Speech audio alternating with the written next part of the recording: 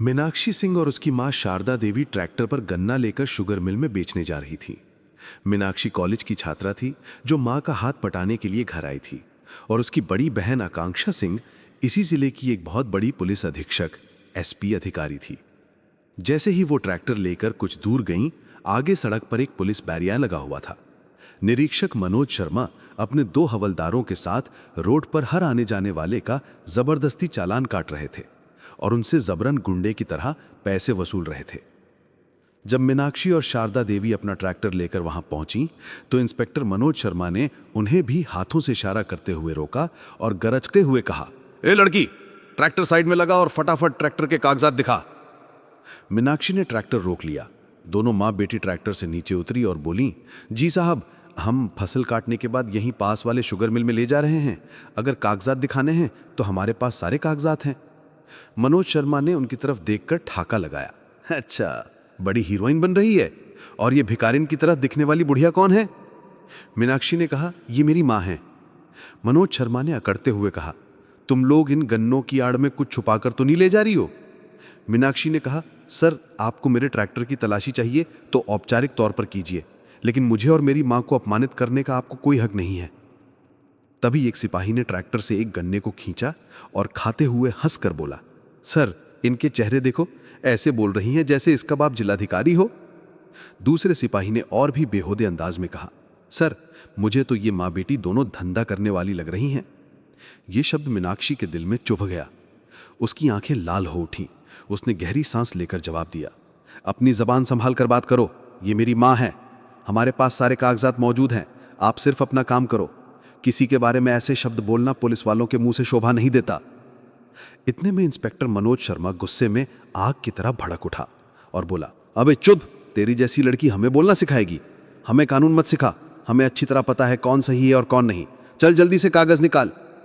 मीनाक्षी ने ट्रैक्टर की डिग्गी से लाइसेंस और कागजात निकालकर मनोज शर्मा को दिए। मनोज शर्मा ने कागजात को बिना देखे ही फाड़कर रोड पर फेंक दिया और गरज कर चिल्लाया, अबे मूर्ख लड़की, हमें उल्लू बना रही है। नकली कागज दिखाकर सोचती है कि ऐसे ही निकल जाएगी, हमसे चालाकी कर रही है। मीनाक्षी को गुस्सा आ गया। वो बोली, सर, ये क्या बदतमीजी है? मेरे वो सारे ओरिजिनल कागज थे, आपने उन्हें क्यों फाड़ दिया? आपको ये किसने अधिकार दिया है एक पुलिस वाले होकर लोगों के साथ ऐसे बदतमीजी करने का? इतना सुनकर इंस्पेक्टर मनोज शर्मा आगे बढ़ा और बिना किसी झिझक के एक जोरदार थप्पड़ मीनाक्षी के चेहरे पर जड़ दिया। उसकी आवाज इतनी तेज थी कि पूरी सड़क पर सन्नाटा छा गया। मीनाक्षी का सिर झटक गया, उसकी आंखों में आंसू आ गए। एक लड़की जो उसी जिले की एसपी की बहन थी, आज उसी जिले में वर्दी पहने कुछ गुंडों के हाथों जलील हो रही थी। उसकी मां शारदा देवी चीख पड़ी और आगे बढ़कर बोली, मेरी बेटी को क्यों मारा तुमने? तुम नहीं जानते हो कि तुमने किस पर हाथ उठाया है? मनोज शर्मा ने उन्हें धक्का देते हुए धमकाया, चुप भिखारी, ज्यादा बोलेगी तो तुझे भी ऐसे ही थप्पड़ मिलेंगे। दोनों सिपाहियों ने शैतानी हंसी के साथ कहा, हाँ हाँ, बड़ी तेज बन रही थी, देखो सारी तेजी निकल गई। मीनाक्षी का खून खौल उठा और उसका हाथ थप्पड़ का जवाब देने के लिए उठा, मगर फिर वहीं रुक गया।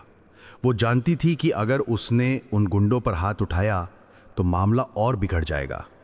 वहां सड़कों पर तमाशा देखने वालों की भीड़ जमा हो गई थी, मगर किसी में हिम्मत नहीं थी कि आगे बढ़कर कुछ कह सके। उसी भीड़ में एक नौजवान लड़का आगे बढ़ा और इंस्पेक्टर से बोला, सर, ये सब गलत है, आपको इनके साथ ऐसा दुर्व्यवहार नहीं करना चाहिए। तभी इंस्पेक्टर गुस्से से तिलमिला उठा और बोला, क्यों, ये तेरी रखैल है जो न्याय का पाठ पढ़ा रहा है? चल भाग यहां से।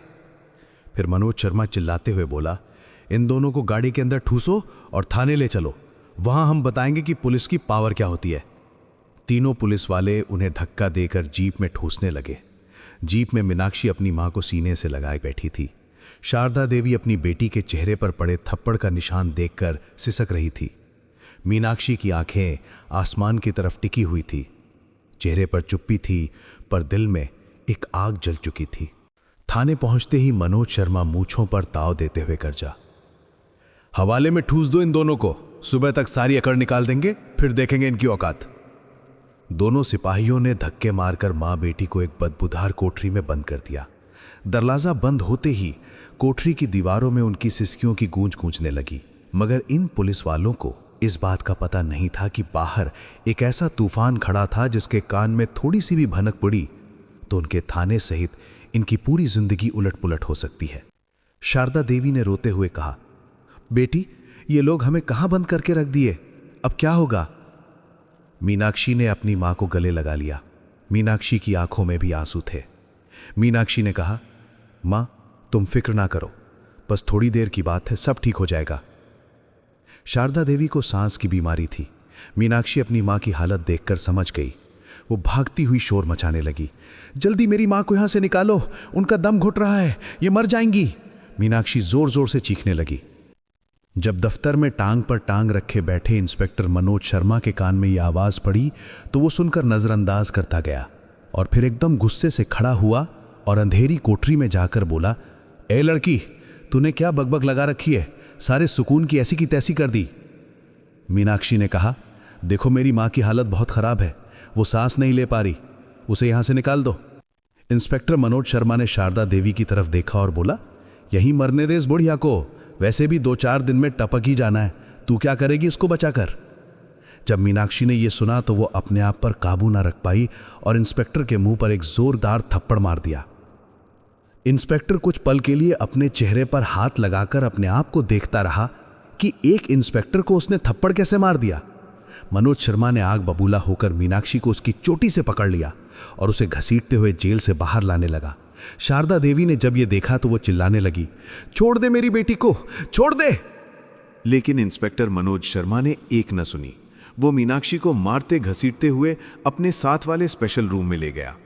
अंदर जाते ही उसने दरवाजा लॉक किया और मीनाक्षी को एकदम जोर से जमीन पर धक्का दे दिया। मनोज शर्मा बोला, लड़की, तूने अपनी मौत को दावत दी है। ऐसा कभी नहीं हुआ कि इंस्पेक्टर मनोज शर्मा पर किसी ने हाथ उठाया हो। तुम मामूली कीड़े मकोड़े हो और एक इंस्पेक्टर पर हाथ उठा रहे हो। मीनाक्षी उठी और बोली, देखो तुम ये एक गैर कानूनी काम कर रहे हो और तुमने मेरी मां को बुरा भला कहा, इसलिए मैंने ये किया। तुम्हें ये करने का बिल्कुल हक नहीं है। मनोज की आंखें लाल हो गईं। उसने एक जोरदार थप्पड़ मीनाक्षी के मुंह पर मारा। वो घूमती हुई पीछे जा गिरी। बड़ी आई तू मुझे एक इंस्पेक्टर को कानून सिखाएगी। वहां अंधेरी कोठरी से शारदा देवी लगातार आवाजें लगा रही थीं, छोड़ दो मेरी बेटी को, छोड़ दो। मीनाक्षी के कानों में जब ये आवाज पहुंची तो वो एकदम उठकर इंस्पेक्टर के पैरों में गिर गई और बोली, देखो तुम मेरी मां को छोड़ दो, उसको अस्पताल ले जाओ, उसकी तबीयत खराब है, उसका दम घुट जाएगा, वो मर जाएगी। लेकिन इंस्पेक्टर मनोज शर्मा ने मीनाक्षी को ठोकर मारते हुए कहा, मर जाएगी तो मरने दे बुढ़िया को, धरती से कुछ तो बोझ कम होगा। मां के बारे में ये शब्द सुनकर मीनाक्षी सिंह के वजूद में बिजली दौड़ गई। तभी उसके जहन में अपनी बहन आकांक्षा का ख्याल आया, जो कि इसी जिले की एसपी अधिकारी थी। मीनाक्षी एकदम से खड़ी हुई और इंस्पेक्टर से कहने लगी, देखो मेरे साथ जो करना है कर लो, लेकिन मेरी मां को जल्दी अस्पताल ले जाओ। अगर उसको कुछ हो गया तो तुम और तुम्हारे पूरे थाने के पुलिस वाले जिंदगी भर उसकी सजा भुगतोगे, सबकी वर्दियां उतर जाएंगी। इंस्पेक्टर मनोज शर्मा ने जब यह सुना तो वो जोर जोर से हंसने लगा और घमंड के साथ बोला, तू 2 टके की छोकरी हमारी वर्दियां उतरवाएगी? बुढ़िया को अब मरने दे। मैं भी देखता हूं कि किसकी इतनी हिम्मत है जो इंस्पेक्टर मनोज शर्मा पर हाथ उठा सके। तभी शारदा देवी की एक और जोरदार आवाज आई। मीनाक्षी ने जब यह सुना तो वो इंस्पेक्टर को धक्का देते हुए कमरे से बाहर जाने लगी, लेकिन मनोज शर्मा ने उसे पीछे कमरे में धक्का देकर कहा, यह बुढ़िया इतनी जल्दी नहीं मरने वाली, पहले उसे ठिकाने लगाता हूं, फिर देखता हूं तुझे। इंस्पेक्टर कमरे से बाहर निकल आया और बाहर से कुंडी लगा दी। मीनाक्षी अंदर से दरवाजा पीटने लगी, खोलो दरवाजा, मुझे मेरी मां के पास जाना है। लेकिन इंस्पेक्टर अपने दफ्तर में जाकर सुकून से बैठ गया। शारदा देवी की आवाजें भी आना बंद नहीं हुई, पर इस बार उनकी आवाज दर्द से कमजोर हो चली थी। इंस्पेक्टर मनोज शर्मा जब यह सुना तो बोला, पता नहीं बुढ़िया कब मरने वाली है। यह कहकर वहीं दफ्तर में आंखें बंद करके सो गया। शारदा देवी यूं ही आवाजें लगाते लगाते एकदम जमीन पर गिर पड़ी। उनकी सांसें धीमी पड़ गईं और वो बेहोश होकर लेट गईं।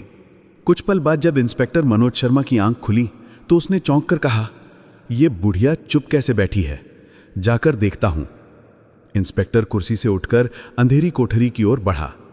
जैसे ही वो वहां पहुंचा तो शारदा देवी को जमीन पर पड़ी देखकर उसे लगा कि वो इस दुनिया से चली गई हैं। मनोज शर्मा ने मीनाक्षी को जिस कमरे में बंद किया था उस दरवाजे की कुंडी खोली और अंदर घुस गया। अंदर आते ही वो जोर जोर से हंसने लगा। मीनाक्षी ने जब इंस्पेक्टर की तरफ देखा तो आंसू और डर से उसका चेहरा फीका पड़ गया।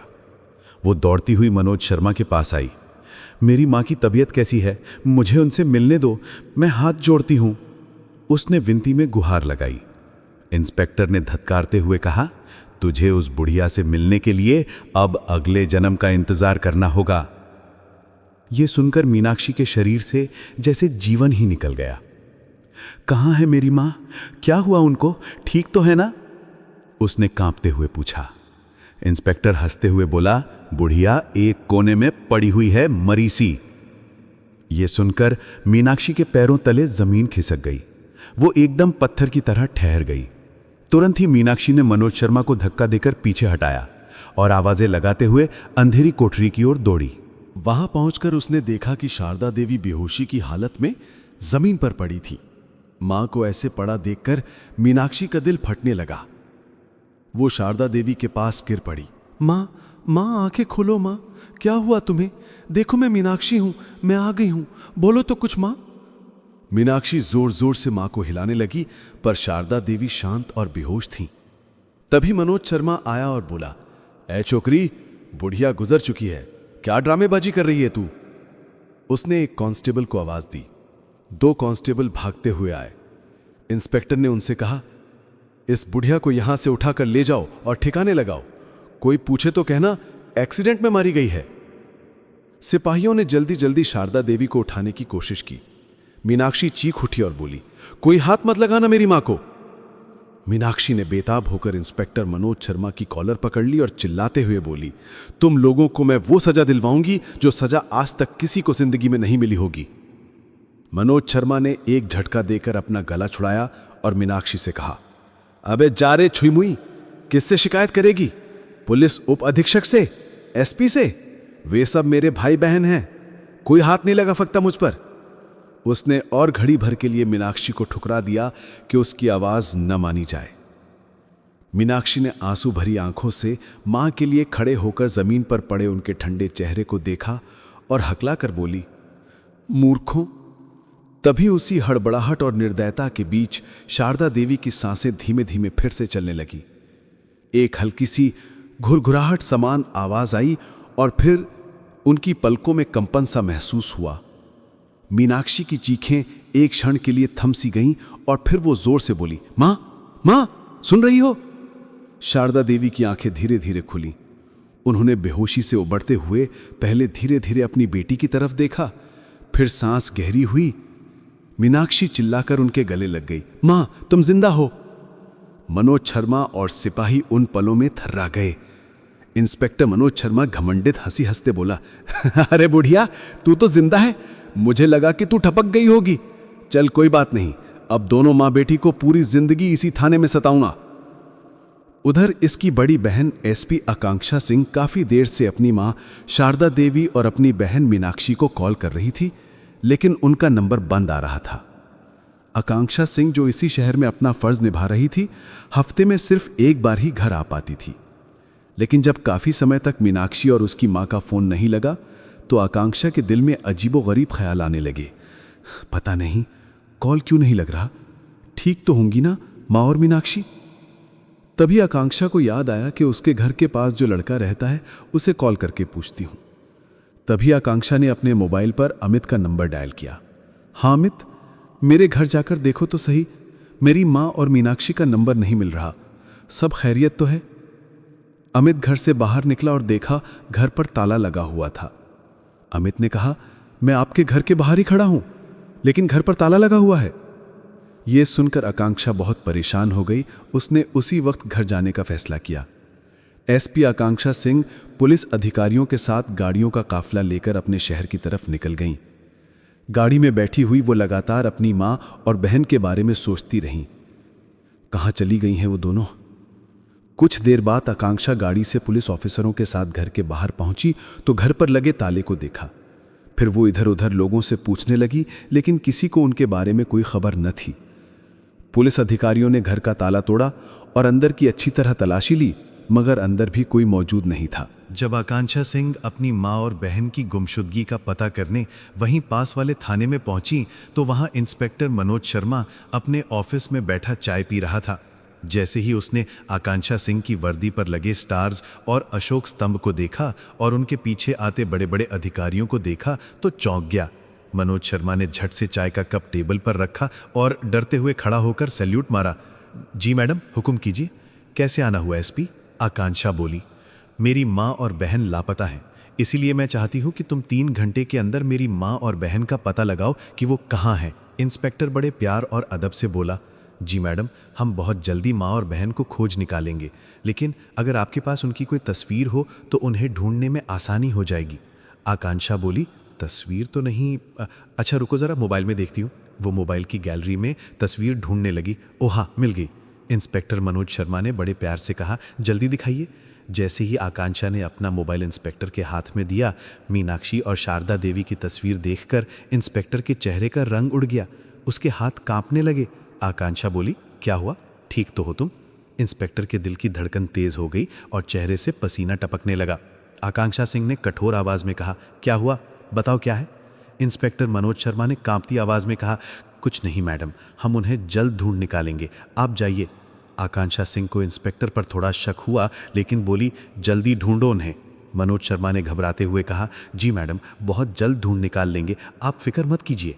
आकांक्षा वहां से जाने ही वाली थी, तभी लॉकअप से किसी औरत की दर्द भरी चीख सुनाई दी। हमें छोड़ दो। एसपी आकांक्षा अचानक रुक गई। उसकी चाल ठिठक गई। उसने पीछे मुड़कर इंस्पेक्टर की ओर देखा। एसपी ने तेज आवाज में इंस्पेक्टर से कहा, यह आवाज किसकी है? इंस्पेक्टर का चेहरा सफेद पड़ गया, होंठ कांपने लगे। उसने निगाह झुका ली। तभी एसपी चिल्लाते हुए बोली, मैंने पूछा, कौन चिल्ला रहा है वहां अंदर? इंस्पेक्टर कुछ बोल नहीं पाया, बस हकलाने लगा, मैडम वो एक औरत है, छोटी सी बात थी। लेकिन अब तक एसपी आकांक्षा खुद को रोक नहीं पाई थी। वो तेजी से उस लॉकअप की तरफ दौड़ पड़ी। जैसे ही उसने दरवाज़ा खोला, उसके कदम थम गए, उसकी सांसें रुक गईं। लॉकअप के अंदर जो नज़ारा था उसने उसके होश उड़ा दिए। वहां जमीन पर गिरी बिखरे बालों और मैले कपड़ों में उसकी अपनी माँ शारदा देवी और छोटी बहन मीनाक्षी सिंह बैठी थी। एसपी आकांक्षा सिंह कांपते हुए अपनी माँ और बहन के सामने खड़ी थी। शारदा देवी ने जैसे ही बेटी को देखा, वो फूट फूट कर रो पड़ी।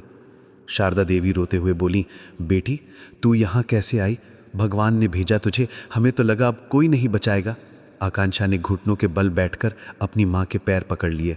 माँ, ये किसने किया? किसने तुम्हें यहाँ बंद किया? मीनाक्षी सिंह जो कोने में सिमटी हुई बैठी थी, धीरे धीरे सिर उठाया तो देखा उसकी बहन सामने खड़ी है।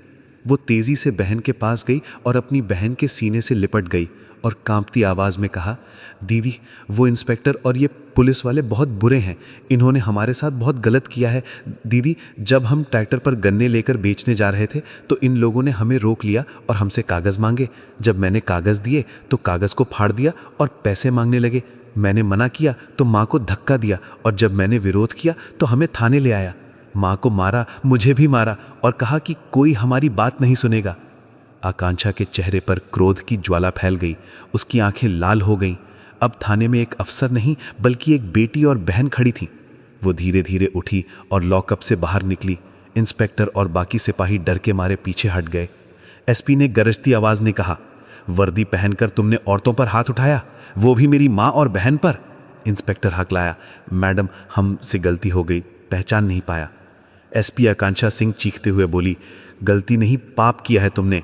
उसने तुरंत एक आईपीएस ऑफिसर को आदेश दिया कि इंस्पेक्टर और शामिल सिपाहियों को इन सबको ड्यूटी से सस्पेंड किया जाए और इनकी वर्दी उतारो अभी के अभी। आईपीएस अधिकारी ने 2 पुलिस अधिकारियों को आदेश दिया।